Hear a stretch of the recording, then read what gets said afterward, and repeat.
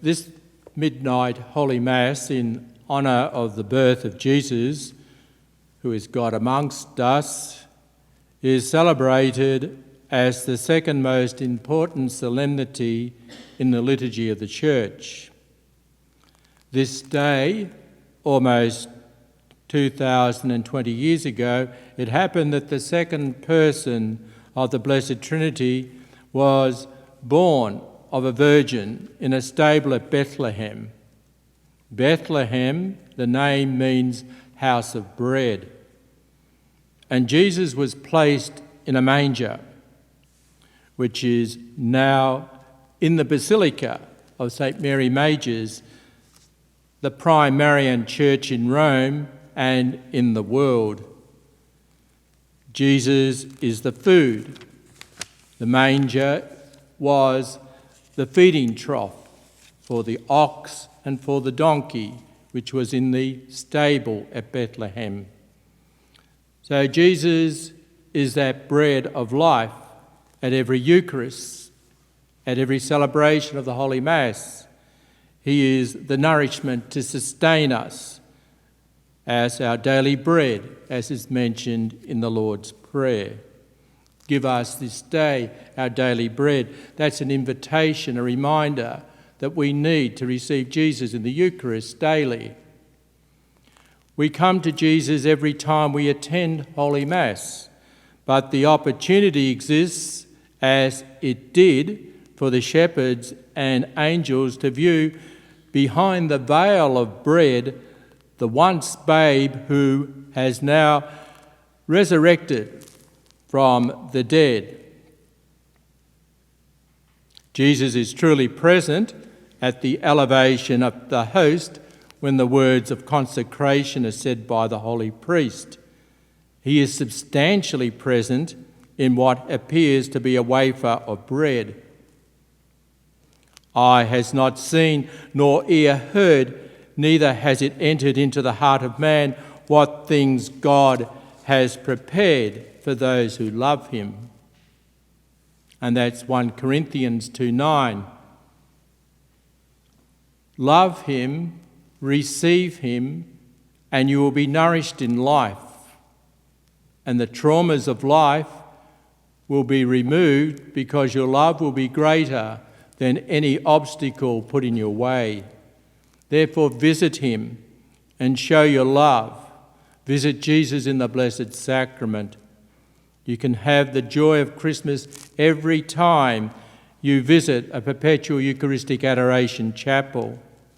And although you do not hear a great throng of heavenly angels, as we heard in the Gospel today, adoring him day and night, the sign for you is the babe wrapped in swaddling clothes lying in the manger.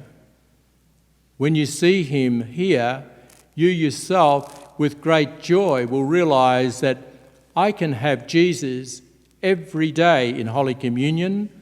I can have Jesus 24 hours every day at this chapel. All I need to do is come here. St. Padre Pio has said, 1,000 years of enjoying human glory is not even worth an hour spent communing with Jesus in the Blessed Sacrament. Mother Teresa had much to say about visiting Eucharistic Adoration chapels. Jesus has made himself the bread of life to give us life night and day. He is there. If you really want to grow in love, come back to the Eucharist. Come back to the Adoration. Many of you may have been already to come back to Adoration, but you haven't been invited. Well, I'm inviting you now. There's a form that you can fill out at the back of the church in the foyer, and you can note your name and your phone contact numbers, and then put it in the little box, the drop box for Eucharistic Adoration, and commit yourself to an hour. The joy that you have today is available to you 24 hours every day of the week. It's just a matter of coming, but preferably commit yourself. When you look at the sacred host, you understand how much Jesus loves you now. When you look at the crucifix, you understand how much Jesus loved you. When you look at the sacred host, you understand how much Jesus loves you now. Again, Saint Mother Teresa. Jesus loves us so much. Born of Mary, he remains always with us at perpetual Eucharistic adoration. So I invite you again to commit yourself. There will be a time after Holy Communion, a time to reflect. What can I do for Jesus? Did he not give you all salvation? Can you not spend 1 hour with him? Was that the call that he gave to Peter, James and John? It's something we can commit ourselves to. And why not? The grace is here for you to do that. The friars would always welcome you. The friars will be in the foyer if need be.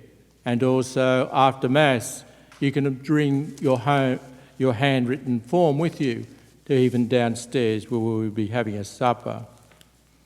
Because Our Lady is all beautiful and full of grace, the Word of God chose Our Lady as his dwelling place, and stooping to her extreme littleness, through a divine prodigy of love, he descended into the virginal womb of Our Lady. He assumed his human nature and became her son, and thus became true mother of Jesus, who is our brother, and Mary is our mother. She will always guide you to her son. She will never take praise upon herself. She gives it all to Jesus. All we need to do is come and visit him. As those 3 wise men at the time of the Epiphany came to visit, they knew he was a king, but they went to Mary, and she then pointed to Jesus, the little one. In the name of the Father, and of the Son, and of the Holy Spirit. Amen.